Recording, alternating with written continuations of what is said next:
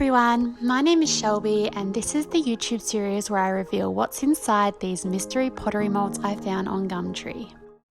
This is part 30 and today it is a cylinder shaped mold.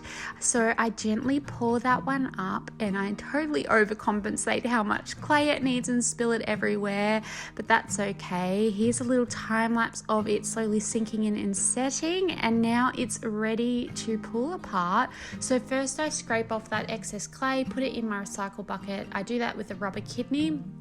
I scrape that off first because sometimes that excess clay can act as a hook that prevents the mold from coming out. So that is all good to go. So I can pull it apart to reveal a little trinket cup.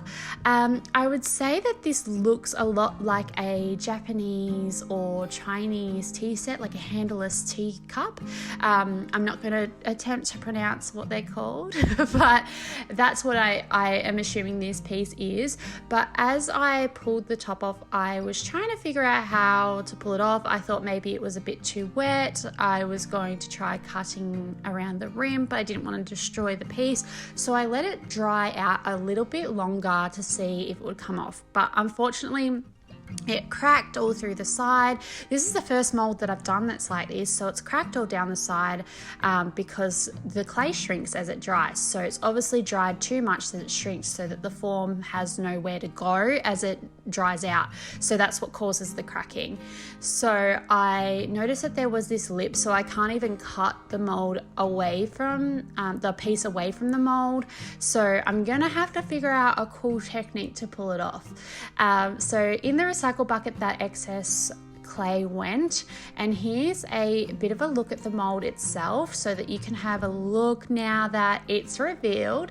So I pour them up and I discovered you can use the air compressor. So I saw another potter do a mold just by chance on Instagram that looks just like this, one of their own designs, and I saw that they got a little air compressor and pushed the air underneath the piece so that the air sort of gives it sort of like a release so that it pops right off.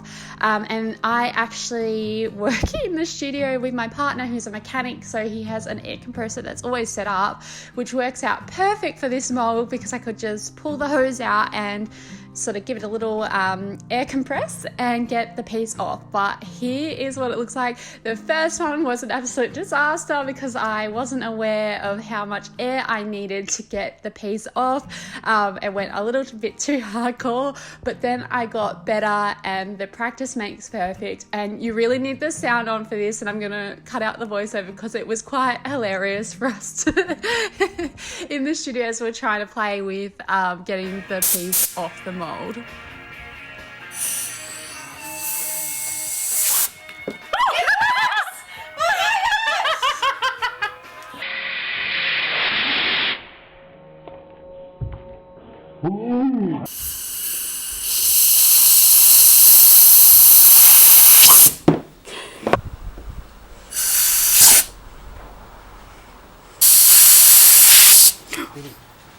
So there you go. That was a lot of fun, a lot of laughs, especially when that first one just sort of flew off and we lost control of it. It was very funny and so glad we got it on camera so you could enjoy the laughs too. But I think that this was so fun. Like, I got to use a little air compressor and it was really fun pushing the air and watching it sort of pop off.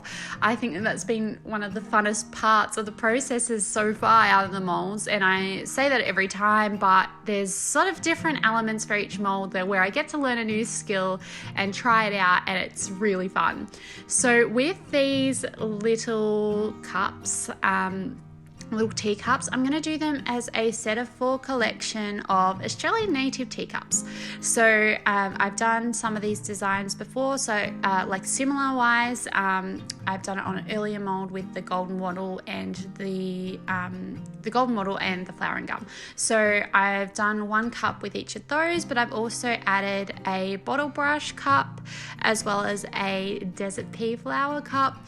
Now the desert pea, I always get comments of being like, like, oh, they look like little squids. They do look like little squids. In real life, they also look like little squids, but it's a flower. They're really bright red and they've got like a black center, and they're really stunning. I find them so beautiful because I feel like they're out of this world. Like, I have never seen any kind of flower that's quite like it. And it just makes it so special that we get to have those flowers grow natively and organically in Australia. So I always love painting them. Even though they're not everyone's cup of tea, I just love them. Cup of tea.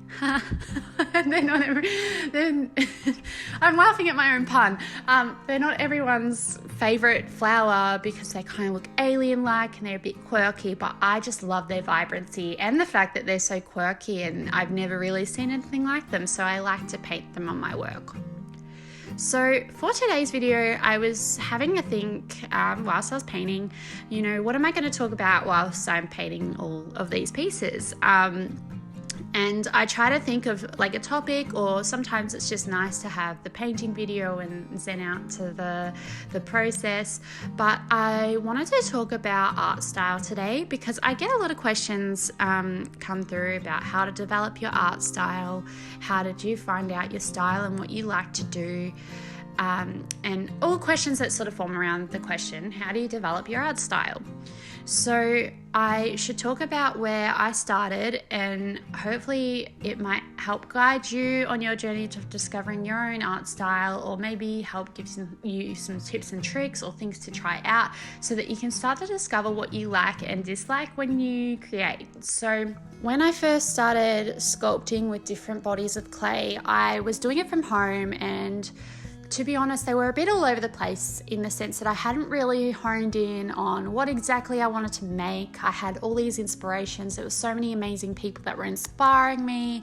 There were lots of different unique works out there, different colors I wanted to work with. I just was really indecisive in my creation process.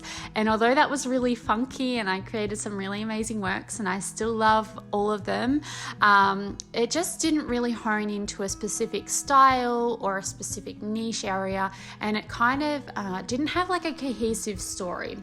So fast forward, whilst I was at uni finishing my degree, I actually did a semester of pottery, a semester of the ceramics, and during that semester, the very first week, they were like, you need to pick a topic. So straight into it, they were like, pick a topic that is something that you're passionate about, that you want to create your work around.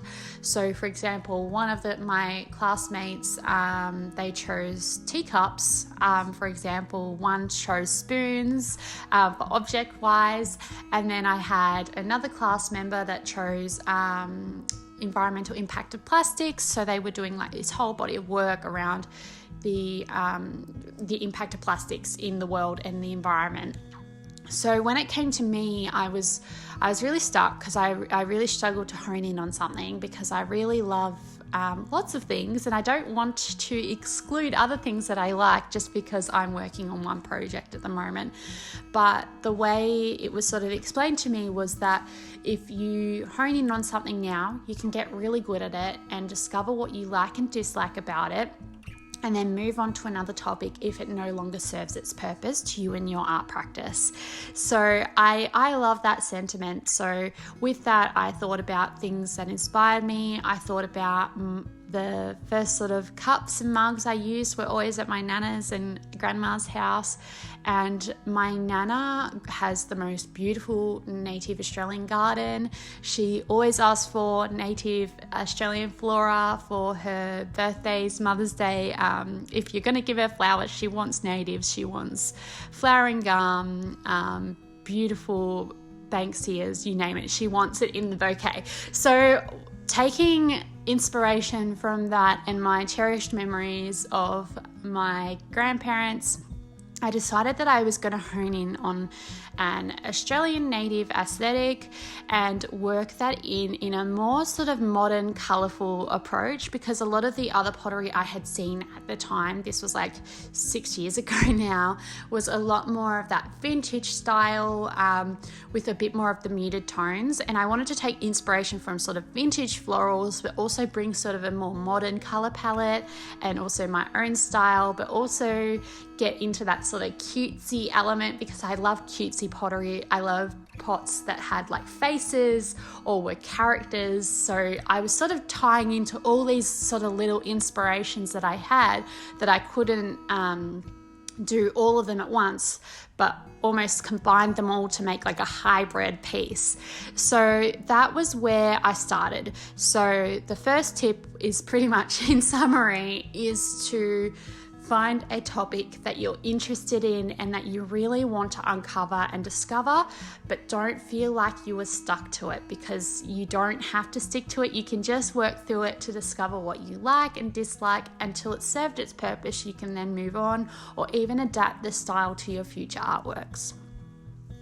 The next part of discovering what my art style was to actually do some research into other people that were doing works like what I wanted to do, as well as other potters, artists that I loved, graphic designers, styles, interiors, because my work, I wanted to think about its function as well. I looked into how people styled certain pots and planters and things like that, and I literally looked on Pinterest. I saved boards upon boards of different artists I liked, and then I went in and with those boards started trialing different color palettes mixed with different techniques, different skills, and I just let myself have fun with the process and enjoy trying different techniques and skills and seeing which ones I liked and disliked.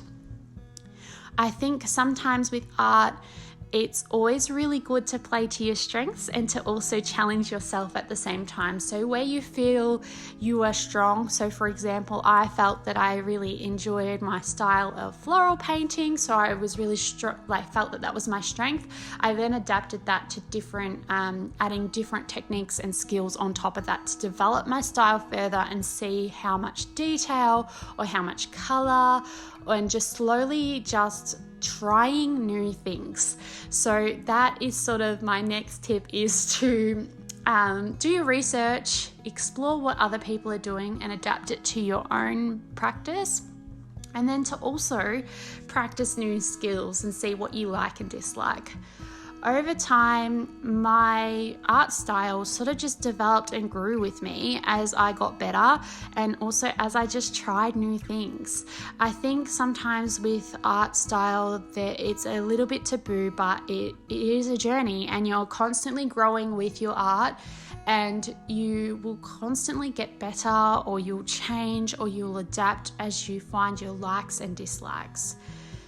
Something that I find helped me a lot. Looking back, I really hated it at the same time, but something that helped me was the fact that I didn't have much money for my hobby. So I had to pick a color palette straight then and there of like 4 colors that I could use for everything that I wanted to create with. So I picked the 4 colors, and I really had to stick to those colors and try and adapt them in ways that would work for lots of different designs. So I could also say that with your art style, if it's a real struggle to figure out exactly what you want to do, even just picking a art palette or an aesthetic that you want to go for can also help make it a little bit easier and almost challenge your brain in certain ways to adapt the colors to what you want to create, and can also make a consistent body of work in many ways as well. But at the end of the day, developing your art style is a totally personal journey, and it varies from person to person. It varies from bodies of work that you create. It varies on the materials and mediums. But all I can say is my main 3 tips that I've pretty much talked over is to pick a general theme. You don't have to stick to it. You can let it serve its purpose as it needs to. So start there. Just start with a theme. It can be anything. The next one is to do your research. Look into who you like, who you dislike, what products are already out there, what kind of style are you really drawn to, what colors are you drawn to. So just doing your research to see where things are at. And then the next step is to trial different techniques, trial different skills, see what people you love, what they're doing, and try different things that they've tried in ways that aren't copying, but for example, using certain brushes to get certain effects, or maybe adding a technique like slip casting, for example, trying slip casting but wheel throwing, or with painting, trying different colors or adding different textures to your work that you wouldn't usually use, that you've seen another artist use. So it's just about researching and developing and just giving things a go. And honestly, your style will literally grow with you. And it's something that is very, very driven by your passion and your motivation to develop within yourself and to grow as an artist. Anyway, I hope that was somewhat helpful. Unfortunately, it's not a clear answer, and it's one of those sort of corny journeys that you have to go through gently and be kind to yourself. You're not always going to be good at stuff, and that doesn't mean it should deter you from continuing to create. It just means that you need to push yourself a little bit more, or maybe you need to find something else that it really plays on your strengths. But once you find it, it is such a beautiful thing. Like, I thought I was never going to find my art style. I felt like, there's all these people doing amazing things and there's nothing I could add to what people are already doing. And this was really early days. And now I look at my art and I go, wow, like, look at these pieces that I'm creating that are so inspirational to me and inspire me so much to make more, but are also inspiring other people to create and develop their own style and take inspiration from what I'm doing. And I think that every single perspective has a voice in the art world to showcase a new idea, a new way of seeing something, because every single set of hands develop everything differently. And that was one thing that we did speak about in my pottery course, was that every person's fingerprint is different, so their imprint on the clay is always going to be different, even if the shape looks kind of similar. The way their hands have sculpted it has been very different to what your hands could sculpt something. So I really love that visual and that imagery, because it really helped me to sort of break out and be like, well, no, I've got something to add to this space. I've got something that I can do that is so different to what I've seen before. So hopefully that helps with that art style and thinking about what you want to do. But some apps I would recommend is definitely Pinterest. Pinterest has an amazing source of wonderful creators on there that are posting some very inspirational works. Looking on Instagram, but not just like looking, like searching certain hashtags like pottery in Australia or ceramics. Contemporary ceramics is a good one, a good hashtag to look up, but just doing lots of research on lots of different platforms. Also your general Google search, as well as YouTube as well. You can look up different people on here, but I would definitely look into it, because you can get so much inspiration and adapt so many ideas to bring your visions and concepts to life. Clearly, I could talk about this all day, but I need to get back to the mold reveal video. I really love how these are coming out. I've used a cohesive color palette for all of the cups so that they've each got a color that sort of complements each one. So there's the same sort of greens, there's the whites that complement the highlights. I've also got little pops of yellow to match with the golden wattle, and then I've got pops of pink on each one, and then a little bit of red on two of them as well, so that all the colors sort of like come together in a color palette. So I bisque fired these, and now they're getting a glaze, and I'm really loving how these are looking, and I can imagine selling so many sets of these. I really wish I had more of these molds so I could just pump them out and have lots of sets. But I glaze them up, pop them through the kiln, and here is what they look like. I am freaking obsessed. I love these so much. I'm in awe of how the colors have really popped, how vibrant they are, how well they look as a set. I am really in love.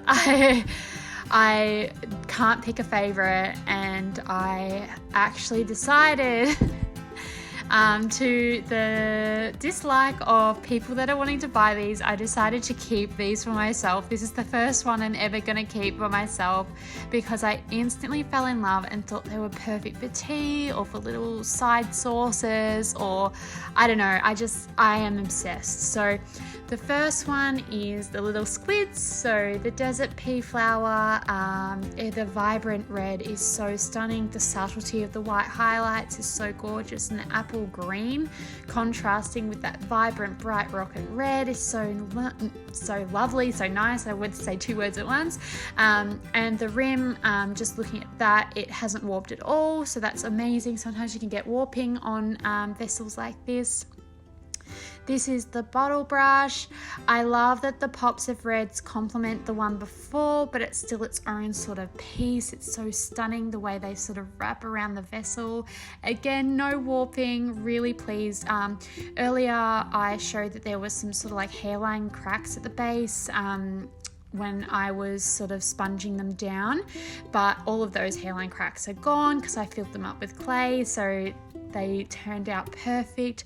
The golden wattle is probably the only one that is like not an absolute blow away for me. I absolutely love it. I just think that I should go with the lighter green that I've done before rather than go that darker green, but otherwise I still adore it. Next time I'll just do that normal sort of leafier green that I've done before. And then the flowering gum, which is always a hit for me. I always love the results of this. I love the pink and the green complementing each other. It's so fun and colourful and happy, and I am just in love. So as I said before, I'm keeping these for myself. I can't separate them, and I never keep my own work. I always end up selling it because I can never pick one, but I just felt this one was mine.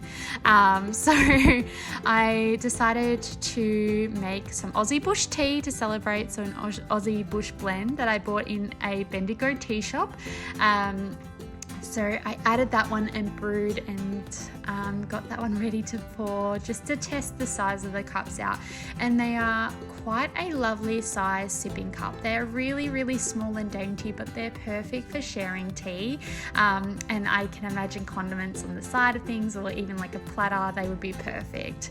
Anyway, let me know what you think in the comments, and make sure to like and subscribe for part 31.